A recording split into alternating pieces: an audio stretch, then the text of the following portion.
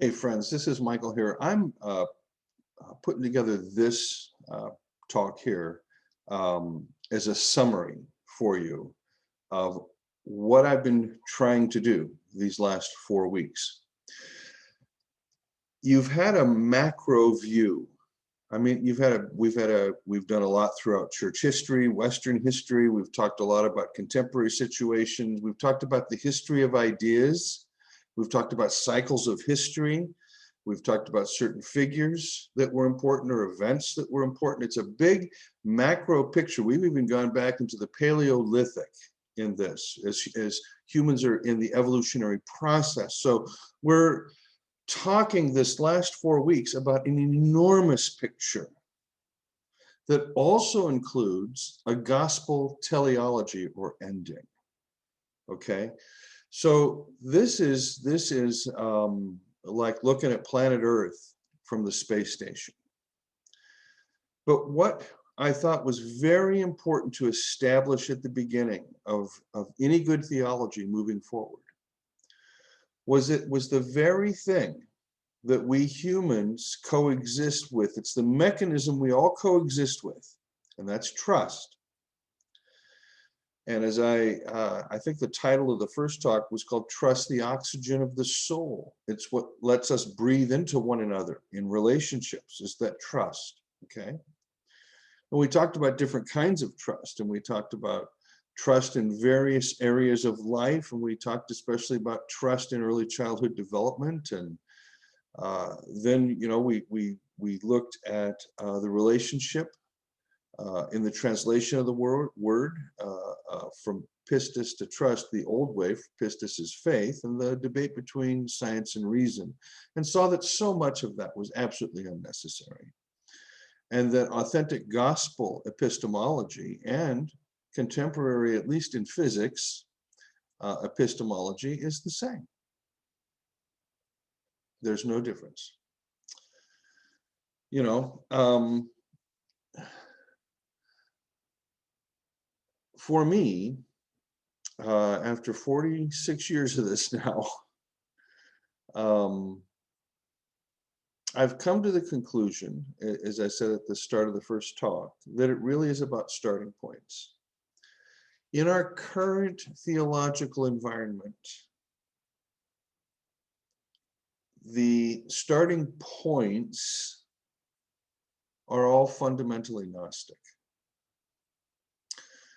And so it's about superior knowledge. And once you introduce superior into knowledge, you've created a hierarchy. And that's always a sign, folks. It's always a sign. When you have hierarchy, it's always a sign of a mimetic process where there's been a scapegoat or a group that is deemed lesser than and can be abused. So it's very challenging now in the academic world when both sides are claiming that the other side is lying, and both sides are claiming that the other side is telling untruths, and both sides are claiming that they're telling the truth. And the average person's caught in between and will normally choose one or the other depending on their political or religious predilections.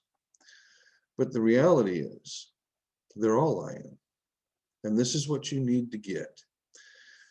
Everything we talked about in relation to trust, okay, society, all our social relations, the nexus of all of them, political, economic, civic, familial, you name it, you know, groups we're in, this, that, and the other, all of the nexus or the networks of our social connections, all of these function on trust. But it, as I said in the last talk, it's trust in that Rousseauian contract sense, that social contract. We all basically, we're all agreeing to play by the rules of the game. And so when you drive your car, you're driving your car according to the rules of the game, and so is everybody else. And you just, you know, hope that everybody is doing the same thing, because sometimes they don't. And then there's accidents. So for me, as I really wrestled down this business of starting points, it seemed to me that there was no better starting point than that of the Apostle Paul in Romans 1:16 and 17, and his citation of Habakkuk, that the rectified ones, those in right relationship with God, those whom God has put in right relationship with God's very self, they're rectified by trust. Or they shall, those who are rectified shall live by trust, or those who are rectified by trust shall live. Either way, you go either way, and both make sense. And it occurred to me when I reached that point that there was this whole macro thing to do about trust, because it is the fundamental way we exchange. We trust.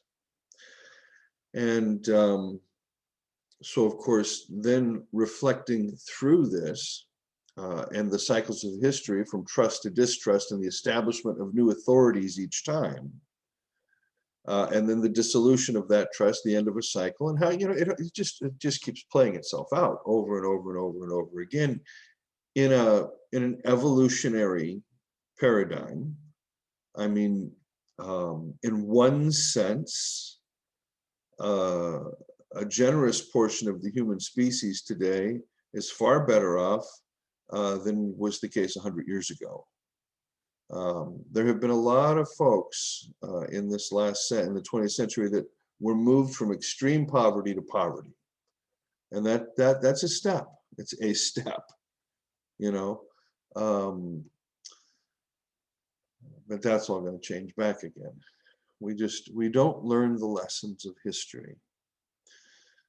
And so in thinking through this business of trust, it occurred to me that on the other side of this next decade, which is going to be an apocalyptic type decade for us, it's inevitable.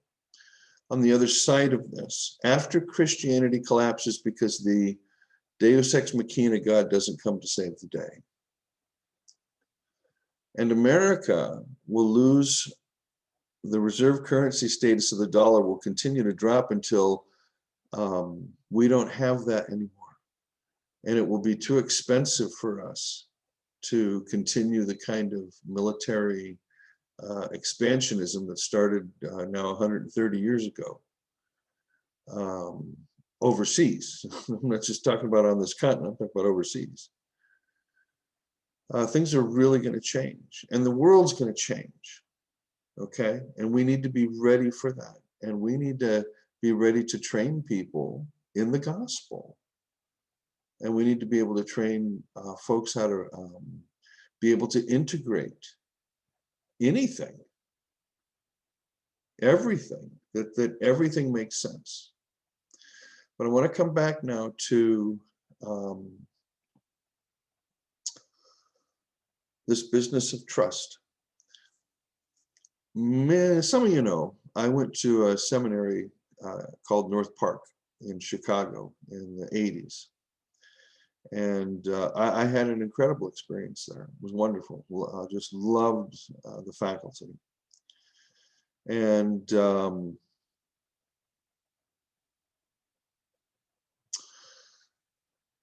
they were Lutheran pietist. The faculty was. And the year I arrived, 1982, the denomination had been moving away from this Lutheran pietist emphasis to an American evangelical, very conservative evangelical emphasis. And they brought a new dean on board, and he was Mr. Evangelical, you know, and I ended up getting kicked out of seminary by him in my first year, but the faculty held a meeting, and they voted me back in to come into the degree program. And I learned a lot from them. I learned a lot from Lutheran pietism. That's why I'm bringing this up. There are several kinds of Lutheran pietism. And Lutheran pietism is a movement that will begin emerging in the 1600s in Germany and 1700s in Germany and Switzerland and Scandinavia. In my case, the seminary was from Sweden. They were Swedish Covenant Church, or now known as the Evangelical Covenant Church, which has sold its soul for a bowl of money. Anyway, one of the things the reason for the Pietist movement, the reason it arose was because the church had become a place of pure intellectual academic assent to propositional truths. And this is after the 30 Years' War. And that was a war that was fought over who had the right Christian truth. 30 years, Christians battling Christians, decimating Europe. 1618 to 1648, just after the Reformation, folks. You know, a century after the Reformation, Europe's at war, Christians fighting Christians. And of course, they'd had all kinds of practice persecuting Anabaptists before that. But the Pietists recognized that there was something to do with the sociality of the community in its reading of Scripture. And so they emphasized, first of all, that loving each other was more important than agreeing with each other. And they emphasized that. Loving each other was more important than agreeing with each other on every jot and tittle. And second, they said that it was important for regular folks to sit down and discuss the biblical text, not just listen to what the pastor told them. So they were taking authority back as an ecclesia, as a body within a body. That's why they're called conventicles. They're a group within a larger body. And the Pietists were the ones who really took to building hospitals and orphanages and education centers and these kinds of things. I mean, they were very socially conscious and met real needs with real acts. And what was important to the Pietists was this business of pistis, or trust, trusting in Jesus. And there's a story of Augustus Tollock, a 19th century German scholar and pietist, and it's said that he would roam the halls of the seminary there in Halle and ask people, "How is it with your soul?" And I thought, you know, that's a pretty good question. How is it with your soul? You know? But at any rate, it was during the 80s that I began doing my research as a result of my 1980-81 encounter with J.B. Torrance in Calvinism, and just studying contract theory, contracts and covenants, and everything that I could get my hands on. Also, so I could understand the difference between Calvin's understanding of covenant and then later English turning that covenant, that diatheke, into a contract, assumptheke. And how that's, I mean, that just goes right into the Puritan tradition. And from Puritan tradition comes over to America. Hello, you with me so far? The Reformed Church, Calvinism, whomp, right into America. Holland, Michigan, right? You with me so far? Boom. And now today we have this ugly thing called neo-Calvinism and dominion theory and everything else that's the result of that.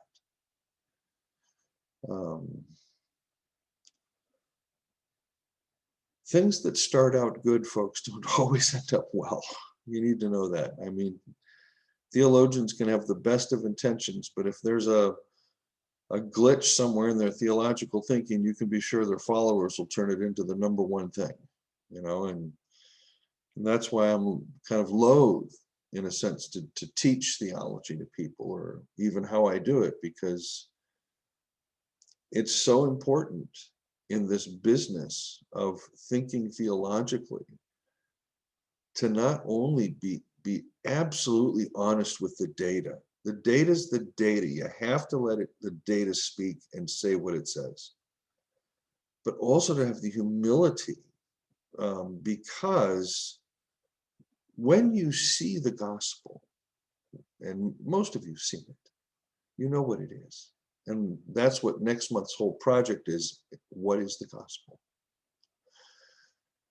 what is it we trust in? What's this message we trust in? Okay, that's next month. But for now, it felt really important to be able to show all these distinctions, the difference between the faith by which we believe, the faith in which we believe, science and religion, covenants and contracts. I mean, once you realize that there are ways of framing things, and things will often get framed one way, like, for example, a writer can write about covenants and do a very good job and understand covenants and talk about them being unilateral. And then they can distinguish with contracts that are bilateral, where both parties have a role to play. Well, you can walk this thing through Christianity. Anytime you've got a covenant, you've got some sort of Pelagianism or Arminianism, according to the tradition, right? Right? All that free will stuff here plays a role. Over here, it's unilateral. You got your doctrines of election and everything else that protect this category of grace. And the fact is, they're both right and they're both wrong at the same time, because they're both asking the wrong question. And I mentioned in the discussion time yesterday that one of my goals is to teach you to ask the better questions. In other words, it's not so much your questions that need answering. It's that you need to question the questions. Is this the right question? And I have saved myself a lot of headache by asking if the question I'm asking is even the right question. And then I sit and I puzzle it through and I go, oh man, I would have wasted hours researching that. That's the wrong question. What's the better question? In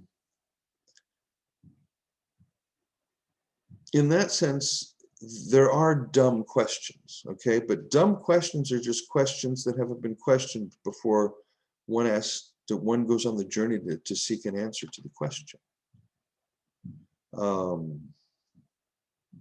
So in other words, it's important to not only allow yourself to question, but know that that question's coming out of a grid. And you need to ask, is this question answering something that belongs in the grid rather than in the gospel? Because if it is, then I don't need to answer that question, because the gospel answers it this way. Or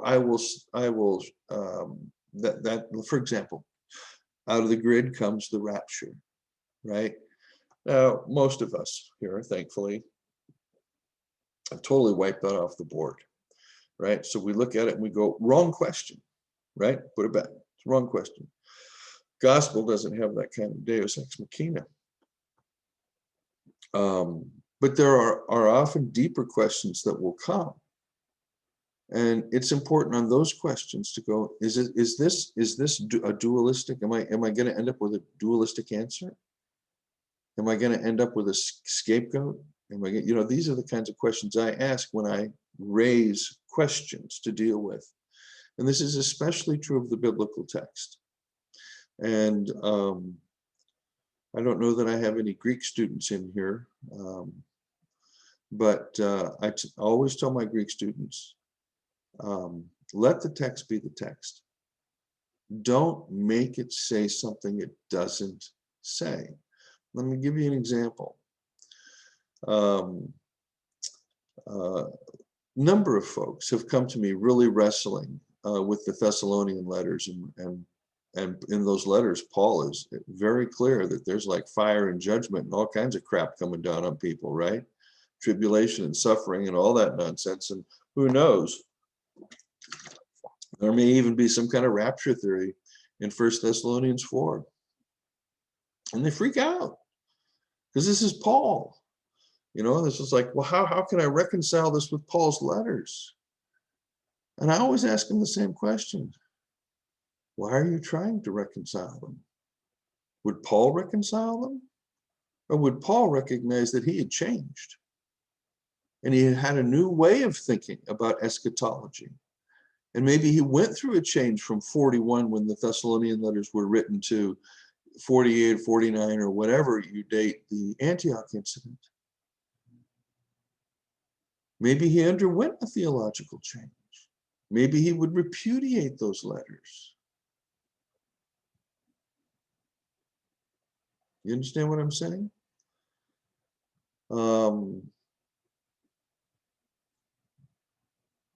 There's probably stuff I would repudiate from stuff I wrote 30 years ago. I mean, I don't know. I have it all collected in a box somewhere, but I don't know. But the point is, you can ask the question, how do I reconcile these texts? And my question is, what makes you think that's even the right thing to do? Why not let them stand as witnesses to Paul's journey here under the thrall of the Church of Jerusalem for 8 years? You know, for, well, 34, October 34 to mid 41, 7 years, right? Still preaching their gospel. Goes out to the first missionary journey there at Thessalonica, man, preaches right the good old gospel of the Jerusalem church. And then there's that split that happens, and Barnabas leaves them, and John Mark leaves the group, and it's a mess. And then Paul sets sail, and then the other churches. I think it's a better question to ask, to say, how do I relate this correspondence, rather than how do I reconcile them? You with me on that? So you want to learn to ask the better questions. So question your questions. Finally,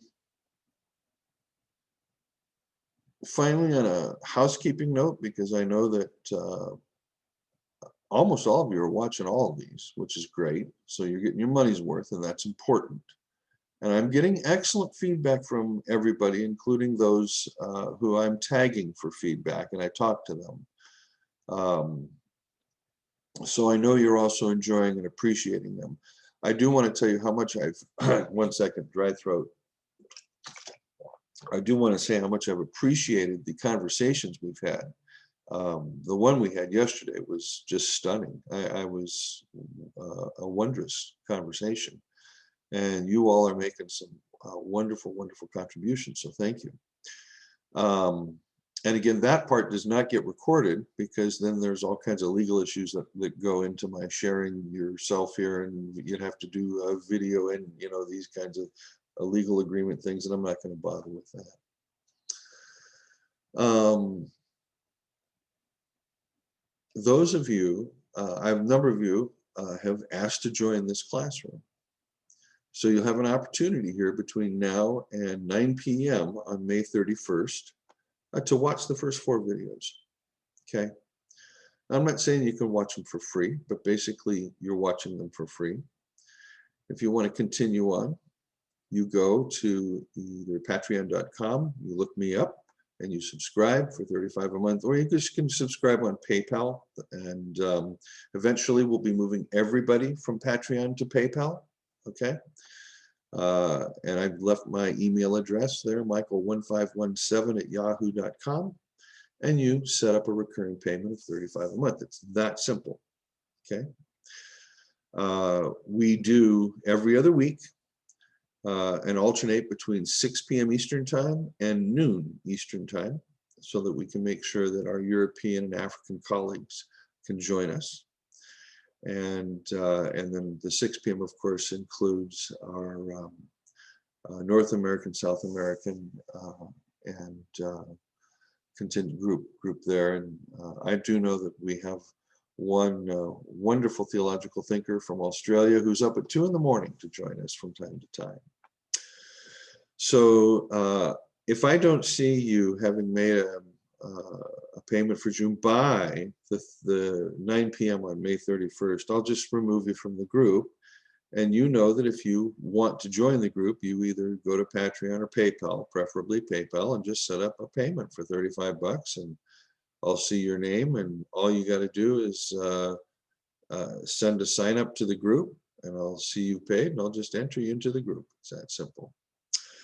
Again, next month, we are going to start unpacking the object/subject of our trust. And I think you'll enjoy it very much.